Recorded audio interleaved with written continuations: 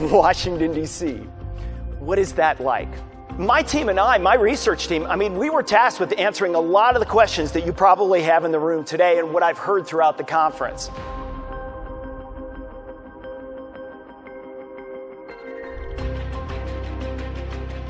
Why are the financial markets so volatile? Are we slipping into a global recession? What's going on with U.S. trade policy?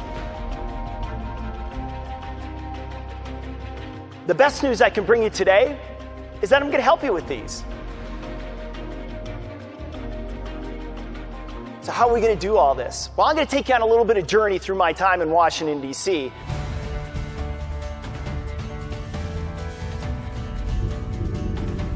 Here I am. I'm the Chief Market Intelligence Officer for the United States government.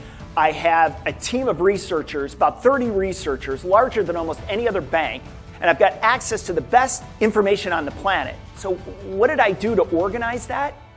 I started a podcast.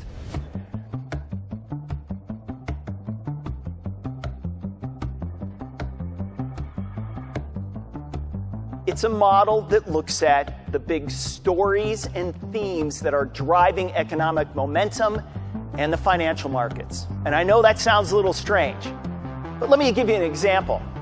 Housing prices can only go up. Gold is the safest investment. Bitcoin is going to take over the world.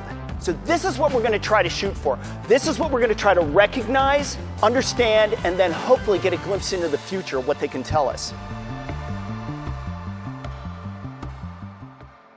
I created this model for one purpose and one purpose only, is so I could understand the world. What we're trying to do is set up the structure by which we can understand the future. So I took these narratives, the big narratives that are out there that are driving the economy, driving the markets, driving everything that's going on in the world, and I shaped them as planets. So the core of our financial system is truly the Federal Reserve policy.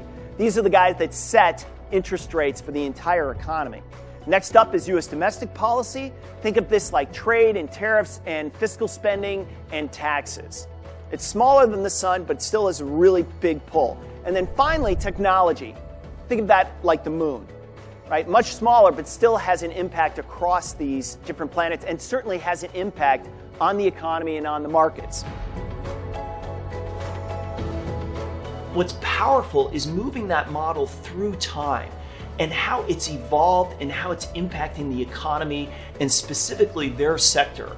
And the big payoff, of course, is what it will do in the future. We really try to change the perspective that companies have about this uncertainty, about risk, in a way that gives them confidence to move forward and act upon these opportunities. Don't get turned off by politics that are going on right now. You need to know what these policies are so you can plan for them and be able to take advantage of them. Ford Motor Company in 2006 gathered all of their bankers and they said to them, we want to leverage up all of our assets for about $24 billion in liquidity. And at the time they were crucified by analysts. They said, oh, this is a desperate act by a desperate company. Ford Motor Company, by adjusting to what they saw were the risks out there, they became an ongoing concern through the 2007-2008 financial crisis. They did not go bankrupt. They were not GM. They actually took over parts of GM's sales. What can you do to adjust to these circumstances? Can you predict out using this model? Can you come together and learn from each other to find a way forward to survive what's happening now? If you can do that, and that's really the good news. I'm Andy Busch. Thank you very much.